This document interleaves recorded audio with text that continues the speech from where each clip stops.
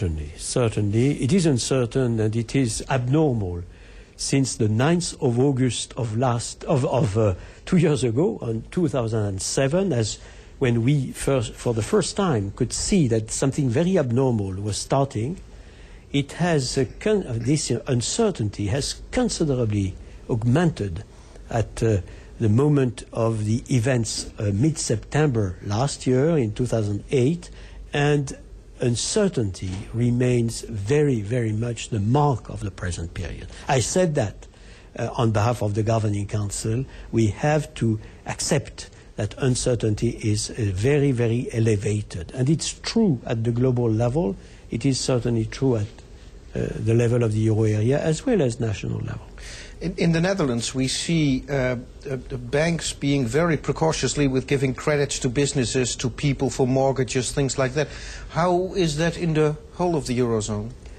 We see the same phenomenon, obviously, at the level of the Eurozone as a whole. The survey that we are setting up, the figures that we have are really clearly demonstrating that we have to be very, very alert also in this domain. Of course, you have also to take into account that demand itself is going down in a number of cases because the corporate businesses are diminishing their investment. The household themselves are very cautious, more cautious than they were before because of the uncertainty of the time. So we are in a universe where perhaps the demand of credit is slowing down. But of course we have to care for the supply, and the diminishing of our rates, of course, is important in this respect.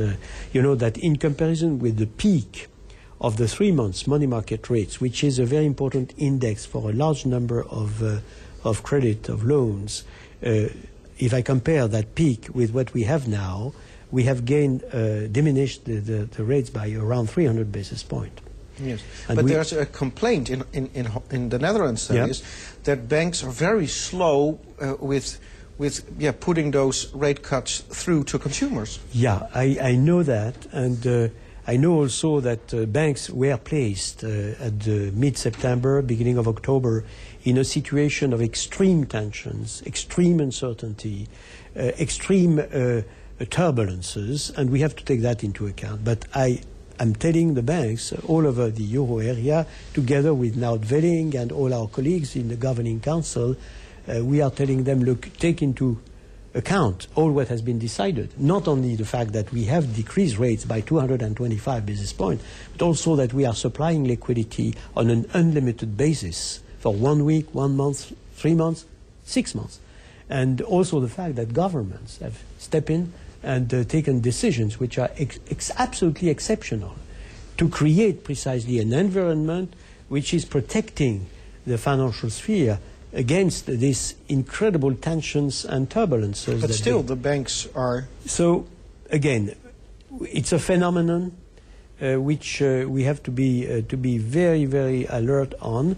Our message is clear. Our message to the bank is take everything into account, including what the banks, the central banks have done, including what the governments have been doing, and continue to take all that into account. I would say, underestimate their own difficulty. It would be wrong to underassess their own difficulty, but it's true that all what has been done by us as well as by the government is precisely to permit them to do their job. And their job is to lend. But you can't force them. In market economy, you won't force them, but they can themselves understand pretty well that it is what we are expecting from them. On top of that, I will not pronounce myself on whether or not it's appropriate for the Netherlands to change a little bit their own national concept of sound fiscal policies. In any case, what is extremely important is that your people, your own people, your household, your economic agents, the corporate businesses are convinced that in the long run, the fiscal policy of the nation is sustainable, because it's part of the overall confidence. So countries can loosen their budget rules as long as they stay within the boundaries of the Stability Pact? Again, I am not responsible for national decisions